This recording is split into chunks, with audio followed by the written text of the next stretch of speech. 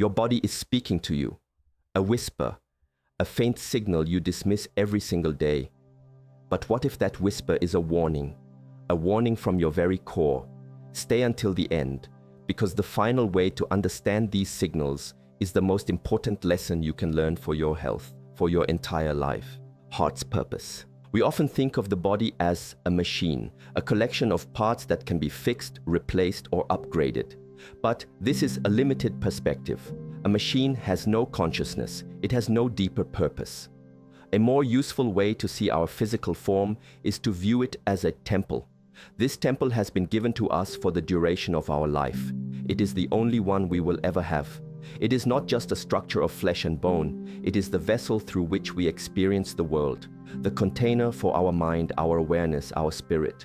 The heart, then, is the central altar of this temple. It is the drum that sets the rhythm for every single process, every moment of our existence. Its purpose is not merely to pump blood. Its purpose is to sustain the sacred space where life can unfold. When we talk about the failure of this central altar, we are not speaking of a simple mechanical breakdown. We are speaking of a disharmony that echoes throughout the entire structure. The signs, the symptoms that arise are not defects, they are messages. They are the language of the temple trying to communicate with its guardian, with you. The problem is that in our modern world, we have forgotten how to listen. We are surrounded by noise, by distractions, by the endless demands of the outside world.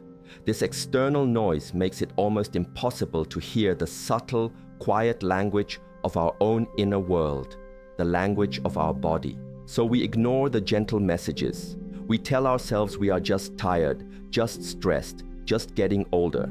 We normalize the discomfort. We use stimulants to push through the fatigue and sedatives to quiet the restlessness. We are, in essence, telling the temple that its messages are unimportant. We are ignoring the gentle knocks on the door until one day the door is broken down. This is why we must shift our entire perspective. The journey is not about fearing a diagnosis. It is about cultivating the ability to listen. It is about becoming a worthy guardian of the sacred space you inhabit. It is a practice of awareness, a return to the self. This conversation is not meant to create fear. Fear is a noisy emotion. It clouds the mind and prevents clear understanding. Instead, the purpose is to cultivate respect. Respect for the incredible intelligence of your physical structure and respect for the messages it sends you. The signs that we will explore are not a list to be memorized in a panic. They are an invitation to begin a new relationship with yourself, a relationship built on observation, on curiosity, and on gentle care. When you start to view your body as a temple and its signals as a sacred language, everything changes. The feeling of being a victim to your own biology dissolves, and in its place, the responsibility and the power of a true guardian emerge. Breath's message. Consider the breath. It is the most fundamental process of life, the bridge between the inner and outer worlds. It is so essential that it happens without our conscious thought. Yet, it is also a powerful indicator of our internal state. When you find yourself running to catch a train, it is natural to be out of breath. The body is in a state of high demand, and the heart and lungs are working in harmony to meet that demand. This is a healthy, adaptive response. But what happens when that feeling of breathlessness appears without a clear cause? When climbing a single flight of stairs leaves you searching for air, or when simply carrying your groceries feels like an immense physical challenge? This is a profound message. The breath is telling you that the body's baseline of energy is low. It is struggling to perform tasks that were once effortless. This experience, which so many people dismiss as simply being out of shape, is a direct signal from the core of your system. The heart, the great engine, is finding it difficult to circulate the very essence of life, oxygen-rich blood, to the rest of the body. When the tissues and muscles do not receive this vital energy, they cannot function optimally. The result is a pervasive, deep-seated fatigue that no amount of sleep seems to cure. It is not the tiredness you feel after a long day of work. It is a profound exhaustion that is present from the moment you wake up. We have been conditioned to believe that we must constantly push through our limits. Society often celebrates this. We see exhaustion as a badge of honor, a sign of hard work and dedication. But from the body's perspective, this is a dangerous misunderstanding. When the temple is sending a clear message that its energy reserves are depleted, and we respond by pushing it even harder, we are actively contributing to its decline. The shortness of breath is not a weakness to be overcome with sheer willpower. It is a sign to pause, to listen, and to inquire. Why is the fundamental act of breathing becoming a struggle? The ancient traditions have always understood this connection. They speak of prana or chi, the life force energy. Breath is the primary vehicle for this energy. When our breath is shallow, labored, or insufficient for our daily activities, it signifies a blockage or a depletion of this vital force. The message is not simply "I am tired." The message is "My life force is not circulating properly. The center is struggling to sustain the whole." Ignoring this message is like seeing the oil light flicker in your car and deciding to drive even faster. It is a choice to disregard a fundamental truth, and it is a choice that will inevitably lead to a greater breakdown. Therefore, the first step is to simply notice. Notice your breath as you walk, as you work, as you rest. Is it easy and full, or is it a hidden struggle? Water's flow. Our bodies are largely composed of water. This is a scientific fact, but it is also a powerful metaphor. Think of the water in our bodies as a system of rivers and streams flowing constantly, bringing nourishment and carrying away waste. This flow is essential for life and vitality. The heart is the master pump that maintains the current, ensuring that this internal river system remains clear and dynamic. Now imagine what happens when this pump begins to lose its strength. The current weakens, the flow slows down. In a river, when the water becomes stagnant, silt and debris begin to collect. The water becomes murky and life within it struggles. A similar process occurs within our own temple. When the heart's pumping action is compromised, it struggles to manage the fluid in the body effectively. One of the first places this becomes apparent is in the furthest reaches of the river system, the feet, the ankles, and the legs. Gravity naturally pulls fluid downwards, and a strong heart is needed to efficiently pull it back up into circulation. When the pump is weak, fluid can begin to pool in these lower extremities. This is what you see as swelling or edema. It might start subtly. Your socks leave a deeper indentation than usual, or your shoes feel tight at the end of the day. It is so easy to dismiss this. We blame it on standing for too long, on a long flight, on the heat. But it is a message. It is the body showing you in a very clear visual way that the internal waters are becoming stagnant. This stagnation is not limited to the legs. It can also manifest in the abdomen. You might feel a persistent sense of bloating or fullness, even when you haven't eaten much. This can be caused by fluid accumulating in the abdominal cavity, putting pressure on the stomach and other organs. It can lead to a loss of appetite because the body feels full when it isn't. This is a particularly deceptive signal, as it is so often confused with simple digestive issues. People may change their diet, take antacids, and try all sorts of remedies for their stomach, completely missing the fact that the issue originates from the heart. The body may also try to release this excess fluid during the night, leading to frequent urination that disrupts your sleep. You might think it's your bladder or that you drank too much water before bed, but it can be the body's attempt to restore balance while it is in a horizontal position, making it easier for the weakened heart to process the fluids. Each of these signs, the swollen ankles, the bloated belly, the frequent trips to the bathroom at night, is a part of the same story. The story of water's flow being disrupted. The internal rivers are becoming clogged. Instead of blaming the individual manifestation, the wisdom lies in looking for the common source, the reason why the flow has been weakened in the first place. Rhythm disrupted. At the very center of your being, there is a rhythm. A constant steady beat that has been with you from before you were born until this very moment. It is the drum of your life. This rhythm is so reliable, so ever-present, that we almost never pay attention to it.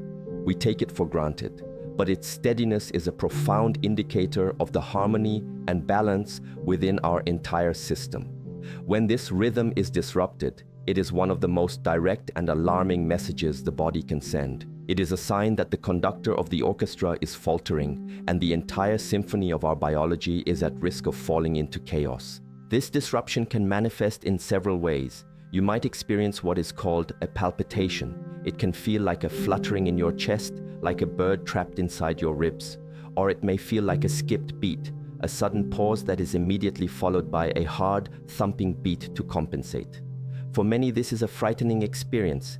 It can also feel like a racing heart, a sudden acceleration of the rhythm for no apparent reason. You could be sitting calmly, reading a book, and suddenly your heart begins to pound as if you were running for your life. These are not just feelings. This is you becoming consciously aware of a disturbance in the most fundamental rhythm of your existence. What is the temple telling you with these messages? It is signaling a state of stress and instability at its very core. A healthy heart, like a masterful drummer, maintains a steady and appropriate rhythm. It speeds up when more energy is needed, during exercise or excitement, and it slows down during rest and recovery. This adaptability is a sign of health. However, when the beats become erratic, irregular, or chaotic without clear reason, it indicates that the heart muscle itself may be weakened, strained, or that the intricate electrical system that governs its rhythm is malfunctioning. It is trying its best to do its job, but it is struggling to maintain its composure. We often attribute these feelings to anxiety or stress, and it is true that emotional states can influence our heart rate, but it can be a dangerous cycle. A struggling heart can cause feelings of anxiety, and anxiety can further strain the struggling heart. It becomes impossible to tell where one ends and the other begins. The key is not to dismiss the physical sensation. Whether it is triggered by an emotional state or a physical one, the message is the same. The central rhythm is unstable. Ignoring this is like hearing the engine of your car sputtering and knocking, but convincing yourself it's just the sound of the radio. The rhythm of your heart is the truest indicator of your internal state. Learning to pay attention to its subtle shifts is a foundational practice in becoming the guardian of your own health. Mind's clarity. We have a tendency to separate the mind from the body. We see the mind as the realm of thoughts, emotions, and consciousness, while the body is the physical shell that carries it. But this separation is an illusion. The mind and the body are one integrated system, completely interdependent. The clarity of your mind, your ability to think, to remember, to concentrate, all of it is directly dependent on the health of your physical body and especially on the heart. The brain is an incredibly active organ, demanding about 20% of the body's total oxygen and blood supply, despite making up only a small fraction of its weight. The heart is responsible for delivering this constant vital flow. When the heart's function begins to weaken, this critical supply line can be compromised. The brain may not receive the consistent oxygen-rich blood that it needs to operate at its peak. What are the signs of this? They are often subtle and can be easily misattributed to other causes. You might experience episodes of confusion or disorientation. You may find yourself struggling with your memory, forgetting names or appointments more frequently. Your ability to concentrate on a task for an extended period might diminish. It can feel as if there is a fog, a cloudiness that descends upon your thinking processes, making everything feel slower and more difficult. This is not a failure of your intellect, it is a physiological issue. The mind's clarity is being obscured by a lack of resources. Imagine trying to run a complex computer program on a device with a low, fluctuating power supply. It will be slow, it will crash, and it will be unreliable. In the same way, a brain that is not being adequately nourished by the heart will struggle. This can also manifest physically as dizziness or lightheadedness. A sudden drop in blood pressure or a temporary reduction in blood flow to the head when you stand up can leave you feeling faint and unsteady. It's another signal that the central pump is having difficulty maintaining consistent pressure and flow throughout the entire system. So many people accept these cognitive changes as an inevitable part of aging. They joke about senior moments or simply resign themselves to a slower mind. But while some changes are natural over time, a sudden or significant decline in mental clarity is a message that requires our attention. It is the temple telling you that the chamber of consciousness, the very seat of your awareness, is not being properly sustained. When your thoughts become tangled and your memory starts to fade, it is an invitation to look deeper. It is a call to investigate the physical foundation upon which your entire mental world is built. It starts with the heart. Deepest rest. Sleep is not a period of inactivity. It is one of the most crucial and active processes for the body's healing and restoration. It is the time when the guardian steps back and allows the temple's innate intelligence to perform its sacred maintenance. During deep sleep, tissues are repaired, hormones are balanced, and energy is restored. True health is impossible without consistent, deep rest. This is why disruptions to our sleep are such a significant message from the body. It signals that something is preventing this essential healing process from taking place. When the cause of this disruption is related to the heart, the messages can be particularly clear, yet they are often misunderstood. One of the most profound signs is the difficulty of breathing while lying down. When you are upright, gravity helps to pull fluid downwards, away from your chest. But when you lie flat, this fluid can shift and accumulate in the lungs. This creates a sensation of congestion, of being unable to get a full, satisfying breath. It can feel like you are slowly drowning. To cope, you might find yourself needing to prop your head up with 2, 3, or even more pillows just to breathe comfortably enough to fall asleep. You might not even consciously know why you do it. You just know that you feel better when your head is elevated. This is a powerful, physical adaptation to a serious internal imbalance. An even more alarming message can occur in the middle of the night. You might be woken up suddenly from a deep sleep with a terrifying feeling of breathlessness, gasping for air.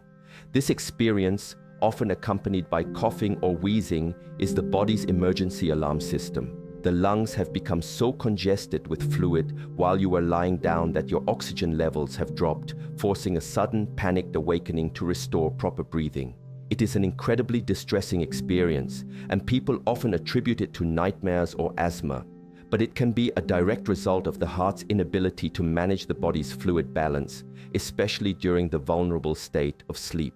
This struggle for breath during the night robs the body of its ability to enter the deepest, most restorative stages of sleep. The result is that you wake up in the morning feeling just as tired, if not more so, than when you went to bed. This contributes to the cycle of profound fatigue that we discussed earlier. The body is desperate to repair itself, but the very condition that needs repairing is preventing the healing process from happening. It is a cruel paradox.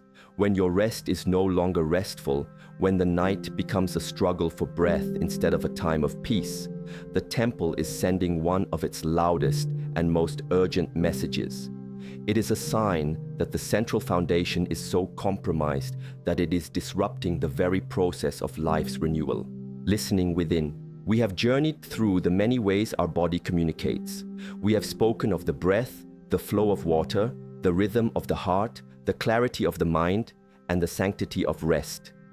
Each sign, each symptom is a voice, a dialect in the rich language of your own physiology. But knowing the translations, memorizing the list of signs is only the first step. It is the intellectual understanding. The true transformation, the path to becoming a genuine guardian of your temple, lies not in the knowing, but in the listening. This is the final and most crucial insight. All the knowledge in the world is useless if you do not cultivate the quiet stillness required to hear your own body's whispers. The practice of listening is simple, but it is not easy. It requires you to consciously carve out moments of silence in a world filled with noise. It means taking time each day to turn your awareness inwards. You can start by simply sitting and focusing on your breath. Do not try to change it. Just observe it. Is it deep or shallow? Is it easy or strained? From there, expand your awareness to your entire body. Scan it from the tips of your toes to the crown of your head. Where do you feel tension? Where do you feel ease? Notice the rhythm of your heart. Can you feel its steady beat? Pay attention to these subtle sensations without judgment. Do not label them as good or bad. Simply acknowledge them. They are information. They are messages. This practice of inner listening is a form of deep respect. It is you telling your body, I am here, I am paying attention, your messages are important to me. Over time, this practice builds sensitivity. You will start to notice the subtle changes long before they become loud problems. You will feel the first hints of fatigue, the slight tightness in your ankles, the faint flutter in your chest. And because you are listening, you will not dismiss them. You will see them for what they are, valuable communications from the intelligent system that you inhabit. This sensitivity gives you the one thing that no doctor or medicine can provide: time. Time to make gentle changes, to seek guidance, and to respond to your body's needs with wisdom and care, not with panic and fear. Do not wait for the screams. Do not wait for the moment when the body is forced to break down the door to get your attention. The path of the guardian is a quiet one. It is a path of daily commitment to your own well-being. It is about understanding that your body is not your enemy and its symptoms are not a betrayal. They are your most loyal allies on the journey of life.